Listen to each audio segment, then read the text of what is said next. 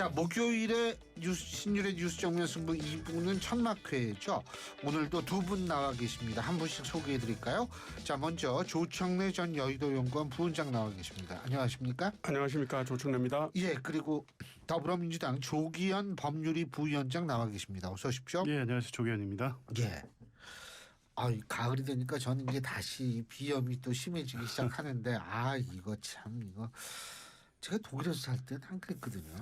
여기 들어오니까 그냥 자, 먼저 그 얘기부터 시작을 하죠. 이재명 대표 말이에요. 이 당무 복귀 가능성도 거론이 되는데 지금 어떻게 보세요? 아직 그 강서구 재보궐선거 거기는 안 갔었죠?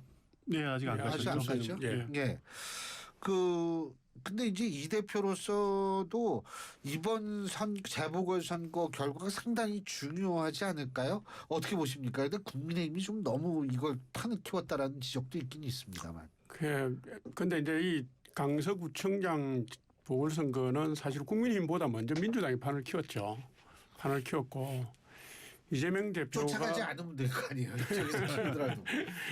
이재명 대표가 추석 당일날 SNS에 영수회담하다고 제안을 하는 걸 보고 야 정말 저분은 정치 선수구나 이런 생각을 했습니다. 추석 밥상에 구속영장 기각에 이어서 영수회담 그 제안을 던짐으로 해가지고 그 언론의 관심을 한쪽으로 확 끌었잖아요.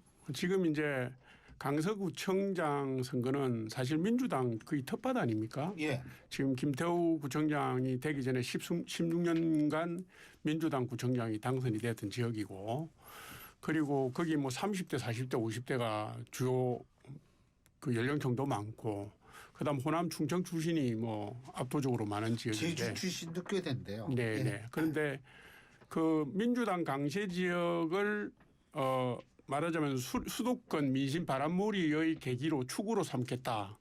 이렇게 해서 국정감사가 시작되는 10월 10일, 11일까지 강서구청장 선거로 가지고 바람몰이에서 밀어붙여서 정권 심판의 그 흐름을 수도권에서 잡아내겠다고 하는 게 이재명 대표의 계산인 것 같아요. 그러니까 이분이 아마 당무를 복귀하자마자 제일 처음 행보를 강서구청장 현장으로 달려가실 거다. 저는 그렇게 보고 있습니다. 동의하세요?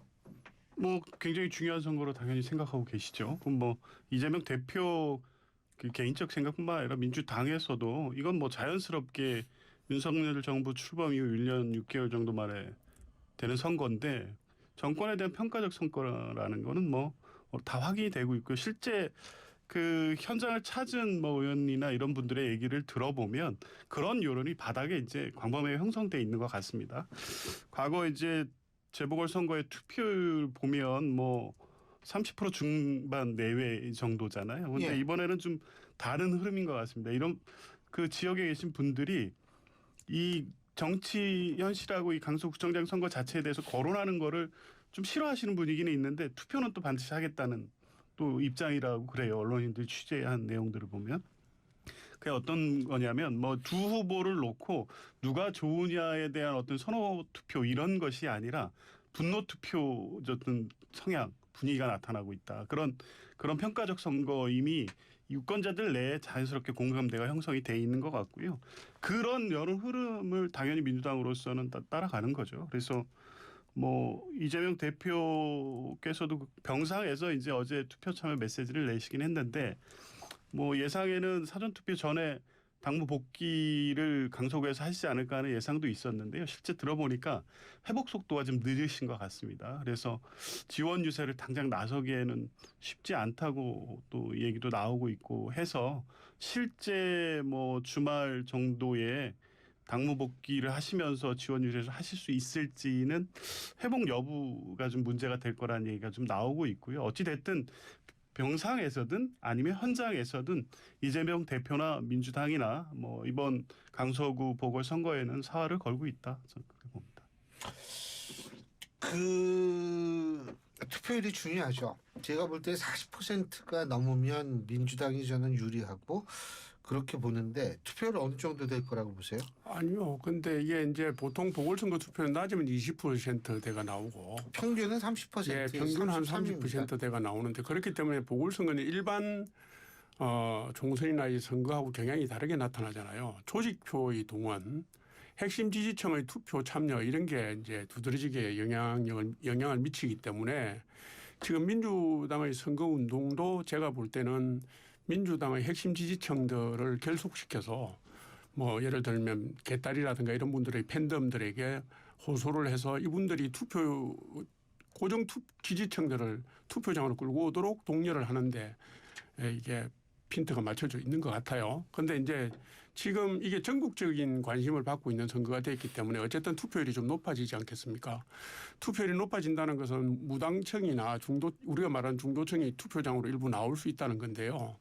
그분들의 선택이 어디로 갈지는 지금 사실은 잘 모른다. 그렇게 보고 전반적인 흐름으로 볼 때는 민주당의 강성 지지층들의 투표 참여가 좀 두드러지지 않겠나 하는 측면들. 몇 퍼센트 정도 나올 것 같아요? 저도 한 40% 정도. 40%. 네. 야, 그거 딱 애매모호한 네, 네. 몇 퍼센트요? 저 40%는 확실히 넘을 것 같아요. 왜요? 그 2021년 재보궐선거였나요? 서울, 부산? 예, 서울시장 선거하고 근데 구청장 선거 비교하기 좀 예, 그렇죠. 근데 뭐 그때는 뭐 이제 규모 자체도 틀리긴 하지만 그 시점, 시기하고 전국적 그 주목도 이런 거 비견할 만하다고 봅니다. 지금 상황은 특히 그 윤석열 대통령에 대한 평가는 그 여론 지표상에서는 나타나고는 있었지만 실제 유권자들이 그걸 표현할 방법이나 수단이 없었잖아요. 그 첫 번째 계기가 이번 재보궐선거입니다. 그래서 아까 말씀드렸지만 지역에 계신 분들의 어떤 그 흐르고 있는 민심의 흐름을 보면 실제 투표를 좀 적극적으로 하고자 하는 분위기가 감지가 되고 있다고 하고요. 그거는 조직에 의해서 양측이 최대한 동원하는 수준을 넘어선 거는 분명해 보입니다. 그런 측면에서 보면 뭐 21년의 서울 부산 재보궐선거 수준은 아니더라도 통상의 재보궐선거보다는 훨씬 더 많이 나올 것 같다. 아니 물론 뭐 많이 나올 때는 창원 성산 보궐선거 문재인 지역권 때 50% 나왔잖아요. 네. 그렇게 나오니까 이변이 생기더라고요.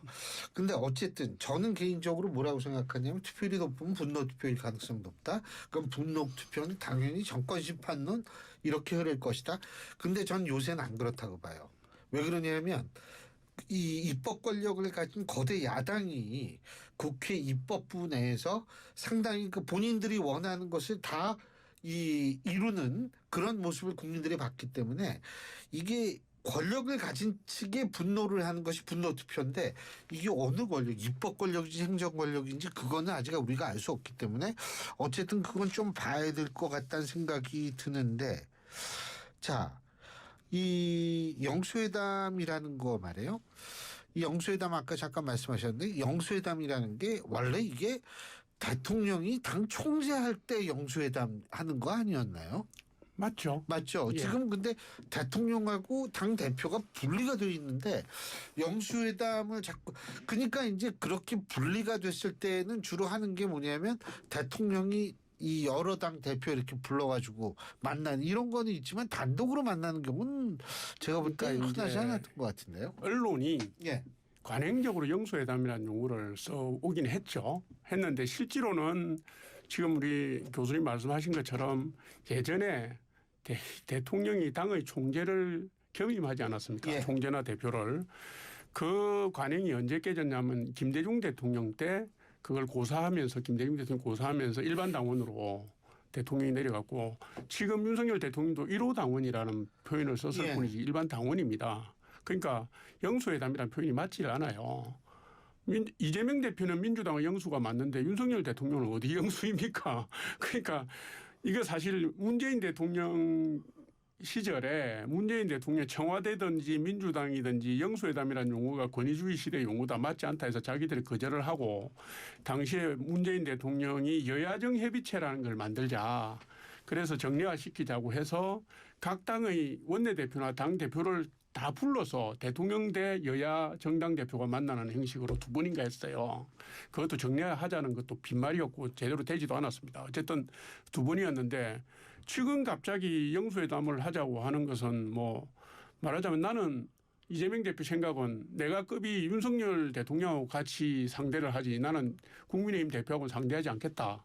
이런 정략적이고 정치적인 계산이 들어가 있는 거 아니겠습니까? 그러니까 김기현 대표가 여태까지 여러 번 만나자 대화하자 하는데 거기에 대해서는 답변을 안 하시고 오로지 윤석열 대통령하고 그것도 용어도 영수회담이라는 용어를 써서 현직 대통령하고 1대1의 구도로 계속 고착시켜 나가는 정치적인 행보를 보이고 있거든요. 이거는 민생을 챙기는 야당 대표의 모습은 아니다. 이렇게 봅니다. 뭐 영수 하면은 우리가 뭐 여러분이 생각이 나죠. 박영수 이 전 검사 이분도 요새 이분도 참 그 여러 가지 의혹에 많이 휘말리고 있는 것 같은데 어떻게 보세요? 영수회담의 뭐 용어 자체에 집착할 필요는 없을 것 같고요. 어찌 됐든 대통령과 야당 대표의 단독 회담을 의미하는 거잖아요. 그런데 실제 막힌 전국 완전히 꼬일 대로 꼬여서 해법이 안 보일 때 늘 그런 제안이 있었고요. 문재인 대통령 때도 홍준표 대표 한번 만났고 박근혜 대통령 때도 손학규 대표도 만났고요. 보통 한두 번씩은 다 하셨죠. 근데 지금 윤석열 대통령은 일단 뭐 전혀 의지가 없어 보이고요.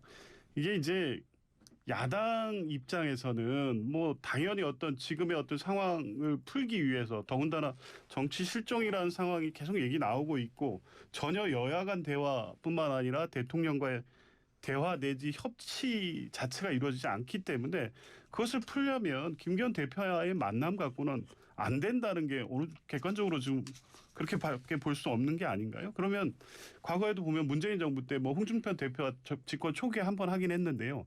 2020년에도 이낙연 대표가 그때 중대재해처벌법이 있었고요. 백신 수급 문제로 2020년 말 이때 여러 가지 전국 상황이 어려울 때였어요. 그때 김종인 대표 긴급회동 만나셨을 때 이낙연 대표 나 청와대하고 사전 협의 안 했는데 대통령 한번 만나시라 이렇게 제안을 하셨어요. 그렇게 해서 중대재해법 문제하고 백신 수급에 대해서 야당의 입장도 전달하고 대화 좀 하시라 해서 상당히 논의가 진척이 됐었어요. 근데 이제 수정 제안이 오고 뭐 의제라 여러 가지 문제 때문에 결국 성사되지는 않았죠. 적어도 그렇게 대화를 할 필요가 있을 때에는 여당 쪽에서도 같이 움직여서 문제를 풀기 위한 노력을 했단 말이에요. 근데 지금 전혀 그렇지 않아요. 여당 대표나 지도부 하시는 말씀이 연못구어다, 얄팍한 위장전술이다, 꼼수다, 심지어 여도 연구소장은 잡범이 대통령 폼 잡으려고 한다. 이렇게 평가를 한단 말이에요. 지금 정치 이렇게 해가지고 해법이 나올까요? 여당이 좀 전향적으로 좀 상황을 판단을 하셔야 되고 대통령께 말씀을 좀 드려야 될 것 같아요. 이 상황을 언제까지 이렇게 끌고 가셨는지 전 모르겠습니다. 조금 말씀드려도 됩니까? 그럼요. 지금 이제 단식을 이재명 대표께서 풀면서요. 제일 먼저 해야 될 게 민생 챙기기 아니겠습니까? 그죠? 당신도 그렇게 말씀은 하셨어요.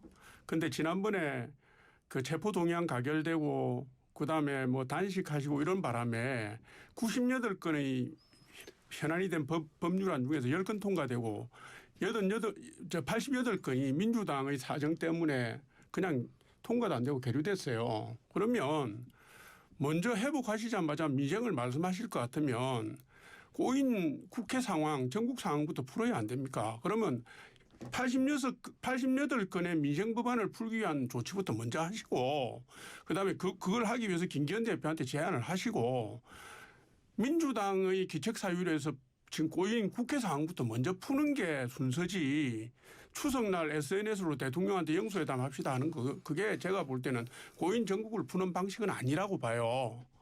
물론 이제 여야 간에 양보할 수 있는 선이 있는데 첨예하게 얽힌 게 있다면 정치적 대화가 오고 가야 되겠지만 지금 1년 이상 국회가 사실상 민주당의 사법 리스크에 볼모로 잡히는 상황인데 그것부터 풀어주는 노력을 하는 게 정치를 하는 전향적인 자세가 아닌가 이런 생각이 듭니다.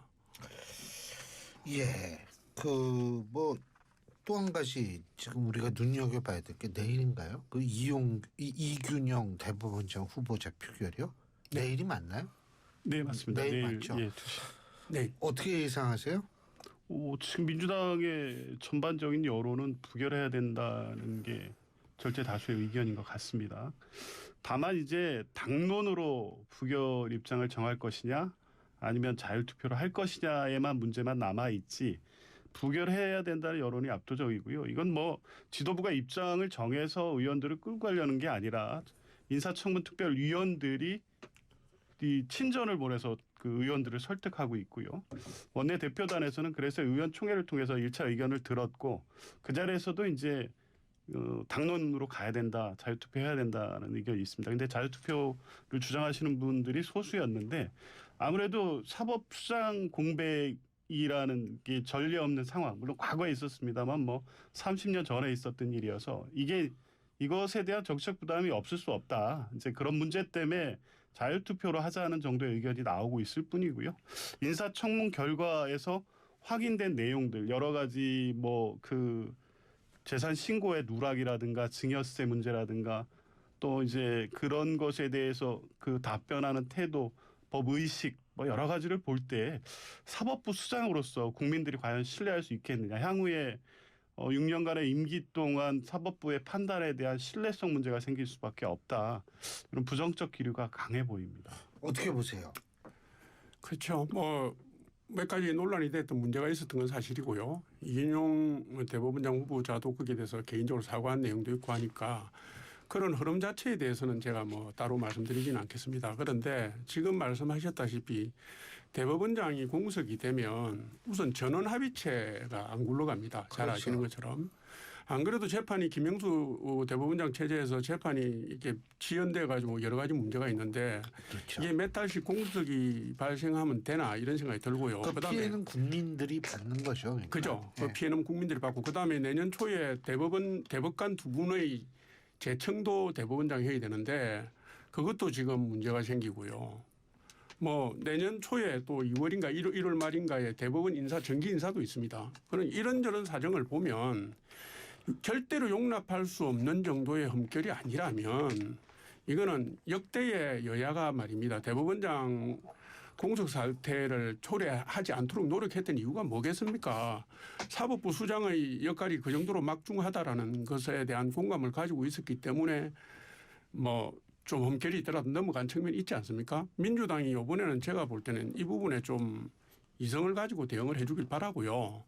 지금 당론으로는 저는 못 간다고 봅니다. 민주당이. 왜냐하면 이것도 무기명 투표예요. 예. 대법원장 임명 동의안도 무기명 투표인데 우리가 알 수는 없지만 그것도 색출하는 거 아니에요, 그러면? 거기서 반란푸가 예를 들어서 한 20표 나와버리면 아이고, 부결이 된다 하더라도 그 상처를 누가 안고 가겠습니까? 그러니까 민주당 지도부는 당론으로 채택하지 않고 사실상 부결로 분위기를 몰아가는 쪽으로 갈 거라고 봅니다. 그런데 이게 국익을 위해서나 국민을 위해서 정말 잘하는 것인지 한번 좀 돌아봐 주시길 바란다. 삭출 사태 일어나는 거 아닙니까? 전혀 그럴 리 없죠. 예. 근데 아니 지금 지금 삭출을 주장하는 분이 많으셔가지고.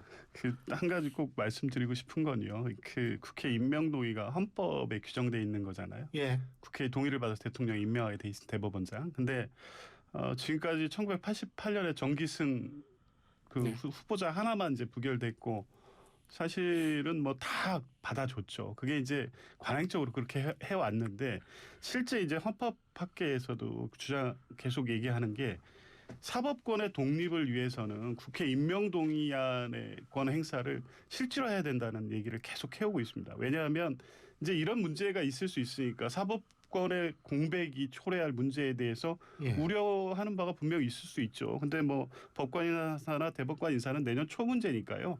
만약에 부결되더라도 빨리 이제 처리 절차를 진행하면 올해 안에 또 임명 절차가 가능해서 어허. 인사에는 문제가 없고 전원합의체도 과거 1978년에 또 한 사례도 있습니다. 그래서 법 해석상 이제 대법원에서는 보수적으로 해석하니까 여러 가지 문제가 있을 수 있다는 우려를 내놓고는 있는데 안 되는 건 아니거든요. 그러면 그렇게 그 단기간 뭐 한 달이 될지 두 달이 될지는 모르겠습니다만 후속 절차에 따른 그것과 지금 대법원장에 제기되는 신뢰 문제 이런 분을 임명했을 때 사법부가 입게 될 신뢰의 그 문제 이걸 비교해 봤을 때 어떤 선택을 해야 되냐.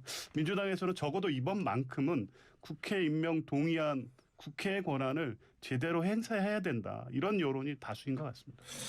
어쨌든 뭐 이거 내일이면은 또 이게 또 이게 많이 부결을 해도 되면 또 난리가 날 텐데 하여간 우리 같은 사람한테야 뭐 그렇게 난리가 나면 좀 할 얘기도 많고 쓸 것도 많고 그랬지만 이게 사실 국가 생각하면 안 좋은 거거든요. 그렇게 되면 안 됐으면 좋겠는데. 아 그리고 한 가지 더 요새 이 포털 사이트 다음에 아시안 게임 우리나라에서 또 좀 이렇게 중국을 좋아하는 국민이 그렇게 많은지 몰랐어요. 예, 어떻게 보셨어요?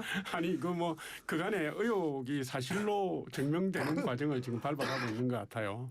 2017년 대선 때 드루킹 여론조작 사건이 그거였지 않습니까? 그때 김경수 전 경남지사하고 여러 관계 주범 공범들이 다 실형을 받아서 예. 복역을 했는데, 예, 그간에 이제 국내 정치 여론이든지 뭐든지 국내 여론에 해외에 있는 분들의 불법적인 개입이 의심된다고 하는 지적들이 그동안에 여러 번 있었습니다. 그런데 이제 요번에 비록 스포츠와 관련된 거지만 그게 입증이 됐잖아요. 스포츠와 관련해서 매크로나 이런 걸 돌릴 수 있었다면 선거와 관련해서도 돌릴 수 있겠죠. 그래서 이거는 이번에는 이유가 뭐든지 간에 원천적으로 차단할 수 있는 방법을 정부 차원에서 강구해야 된다. 저는 이렇게 봅니다. 예. 여론 조작을 굳이 지금 아시안 게임 스포츠 경기에 응원으로 할까요? 그 외에 중요한 현안들이 되게 많은데요. 그리고 네이버 포털 같은 경우에는 물론 로그인해서 쓸 수 있게 돼 있지만 비슷하게 나옵니다. 그러니까 이게 여론 조작이라는 프레임 자체가 왜 나오는지 모르겠어요. 그게 여론 조작이 아니고 그만큼 우리나라 국민들이 우리나라보다 중국을 좋아하는. 아니 그렇진 않고요. 이게 뭐냐면 이걸 놀이문화처럼 즐기는 문화가 있습니다. 이렇게 해가지고 이게 VPN 중국 해외 IP를 통해서 접속을 해가지고 특히 다음 같은 경우에는 중복 추천이 막 가능을 하니까 자기들이 막 올려놓고 이거 봐라 해서 캡처해가지고 자기들 주로 사람 많이 모이는 SNS에 올려서 그걸 인증하는 이런 놀이문화처럼 하는. 근데 왜 VPN을 사용을 할까요? 그거는 IP를 우회하는 그렇죠. 저건데요. 그렇죠. 그러니까 사실은 그게 문제라고 보여지면 그 IP 추적해서 이게 다수가 움직여서 조작되는 여론인지 아니면 지금 제가 말씀드린 것처럼 몇몇 이런 식의 어떤 유희 문화를 즐기는 사람들의 장난인지 확인하면 되거든요. 이거 법으로 만들려고 2020년, 2020년에 똑같이 나왔었어요. 그런데 표현의 침해 여부하고 이게 법의 실효성이 있느냐에 대한 법 상임위원회에서 검토 의견 때문에 결국에 다 임기 만료로 폐기됐어요. 왜냐하면 이거 법으로 안 된다는 걸 알기 때문이거든요. 근데 왜 다시 이 선거 앞두고 문제 제기하느냐. 정치적 목적이 있다고 봅니다. 아니죠. 놀이문화라고 보기에는 저게 강력한 의도를 가지지 않고 저렇게 할 수가 있는 겁니까? 무슨 할 일 없는 사람이 왜 해외에 앉아서 그걸 우회해가지고 놀이문화로 그런 걸 합니까? 그리고 표현의 자유라는 부분들이 불순한 세력들이 선거에 개입할 수 있는 여지를 허용해 주는 게 표현의 자유가 아니잖아요. 합법적인 공간에서 충분한 권리와 의무를 행사할 수 있게 해주는 게 그런 게 표현의 자유지. 특히 중국 측에서 우리 지금 여러 가지 국내 여론과 관련된 부분에 개입한다는 설들이 지금 수년 동안 많이 있었지 않습니까? 그걸 그렇게 볼 건 아니죠. 수사에서 IP 추적해서요. 어떤 경로로 어떻게 들어와 있는지 확인하면 되거든요. 왜 정치권이 먼저 나서서 여론 조작을 규정해버리고 프레임을 짜느냐 이런 전 세계에서 들어온 걸 IP 추적을 그때마다 다 합니까? 근데 어쨌든 이렇게 외국 그러니까 타국의 네. 선거에 또 다른 제3국이 개입하려는 시도는 사실 미국 선거에서도 여러 가지 의혹이 제기된 바가 있기 때문에 우리가 좀 신경 써야 되는데 시간 30초씩 드릴게요. 자, 오늘 야구 안 보시고 청문회 보셨습니까? 유인천, 김행 두 후보자의 청문회 어떻게 보십니까? 계속 보지는 못했는데요. 하여간 두 분 다 제기된 의혹에 대해서 제대로 소명이 이루어지지 않고 있다고 봤고요. 특히 김행 후보자 같은 경우에 청문회에서 다 밝히겠다, 다 소명하겠다, 자료 제출하겠다 했는데 제대로 하나도 이루어지지 않은 것 같습니다. 시간만 끌고 청문회만 넘기면 대통령을 임명하실 것이다. 이게 청문회 전략이었던 것 같습니다. 예. 김행 후보자 청문회를 좀 봤는데요. 저는 민주당이 야구 안 보셨나요? 예, 네, 말씀하세요. 주공의 방향을 정해놓고 나올 줄 알았거든요. 예를 들면 주식 파킹, 재인수 이런 과정 나올 줄 알았는데 완전히 중구난방이더라고요. 코인 어쩌고 저쩌고. 그래서 이게 지금 입증 가능한 영역이 없구나. 공격 포인트도 지금 분산되고 있구나. 중구난방이었다 이 말씀드립니다. 예. 죄송합니다. 저는 아까 야구를 2대 0으로 이겼어요. 기분이 아주 좋았습니다. 예. 근데 뭐 어쨌든 청문회 끝나고 나서 또 평가를 한번 봐야겠죠. 오늘 두 분 말씀 여기까지 듣겠습니다. 고맙습니다. 맞습니다. 감사합니다. 예, 지금까지 조청래 전 여의도 연구원 부원장 그리고 더불어민주당 조기현 법률위 부위원장 두 분과 함께했습니다.